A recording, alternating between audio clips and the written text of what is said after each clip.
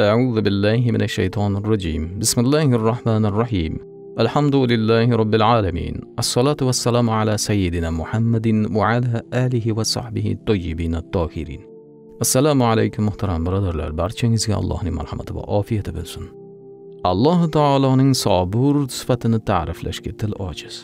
Chunki sabrni yaratgan va Qur'onda 70 dan ortiq sabr oyatlarini tushirgan u.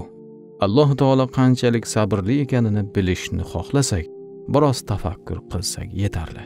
Masalan, ertalabdan kechgacha Allohga kufr keltiruvchilar, Alloh asrasin, u haqida yomon gaplarni aytadiganlar hali ham hayotdalar. Yana ne'matlar tortib olinmagan. Ularni shu zahoti jazolamaydi. Kimni biror mushkul ishi bo'lsa, sabr qilib bu ismni 33 ming marotaba o'qisa, tezdan Allohning inoyati bilan yengillikka yetadi. Bir o'tirishda o'qish shart emas. 3 kun ichida bo'lib o'qisa bo'ladi. Allohning izni ila muammosi hal bo'ladi. Bu sinalgan. Bu sanoqlar maqomlarni zabt etgan Alloh do'stlari tomonidan kashf bo'lgan narsa bo'lib, rivoyat qilgan kishi sirdan bahramand bo'lgan bo'ladi.